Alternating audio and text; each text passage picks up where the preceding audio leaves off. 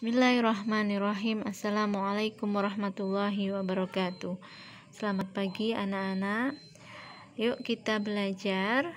Hari ini Ustazah akan menjelaskan kembali untuk mupel matematika tentang deret hitung. Kemarin Sabtu Ustazah sudah menjelaskan, akan tetapi Ustazah akan ulangi kembali hari ini. Dan setelah Ustazah memberikan penjelasan, jangan lupa nanti tugasnya untuk mupel matematika langsung dikerjakan. Yang pertama, Ustazah akan menjelaskan tentang penggunaan deret hitung untuk penjumlahan. Di sini Ustazah punya contoh soal 12 ditambah 7 sama dengan, kita akan mengerjakan penjumlahan ini dengan menggunakan deret hitung. Seperti apa itu deret hitung? Nah, anak-anak bisa melihat ini merupakan deret hitung. Jadi pertama buat garis dulu, kemudian diberi angka. Karena ini 12, maka kita mulai dengan angka 10. Misalkan di sini angka 9 ditambah 7, maka di sini bisa kita mulai dengan angka 9. Untuk soal penjumlahan dapat dilakukan dengan deret hitung menghitung maju. Jadi menghitung maju itu dari yang kecil menuju ke angka yang besar. Jadi jika itu soal penjumlahan, bergerak maju dari angka yang kecil menuju angka yang besar. Ayo sekarang kita mengerjakan contoh soal 12 ditambah 7 sama dengan, pertama temukan dulu mana angka 12 kemudian lingkari. Mana angka 12? Ini dia. Yuk kita lingkari. 12. Nah, ditambah 7 berarti kita akan maju sebanyak 7 kali. Maju atau melompat sebanyak 7 kali. Yuk, 1, 2, 3, 4, 5, 6, 7. Nah, ketemu, kita berhenti di angka 19. Jadi, 12 ditambah 7 sama dengan 19.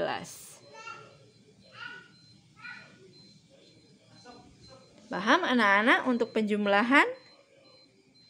Nah, untuk tugasnya di lembar kedua mupel matematika untuk penjumlahan, anak-anak diminta untuk mengerjakan atau menyelesaikan soal-soal nomor 1 sampai 5.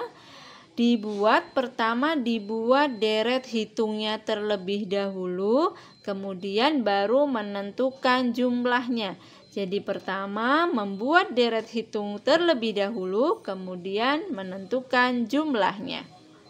Kemudian yang kedua, Ustazah akan menjelaskan untuk penggunaan deret hitung dalam pengurangan.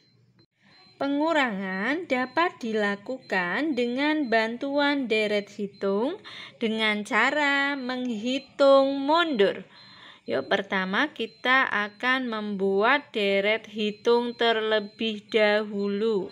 Ustazah sudah membuat deret hitungnya. Kita mulai dengan angka 10. Untuk catatan, deret hitung itu bebas. Dimulai dari angka berapapun. Boleh dari angka 1, boleh dari angka 7, bebas. Tidak harus dimulai dengan angka 10. Tadi Ustazah sudah menjelaskan, apabila pengurangan maka deret hitung itu menghitung mundur.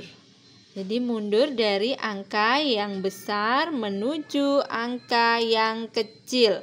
Kalau tadi penjumlahan dia maju dari angka kecil sampai ke besar, menuju ke besar, maksud Ustazah, apabila pengurangan dia mundur. Jadi dari angka yang besar menuju angka yang kecil.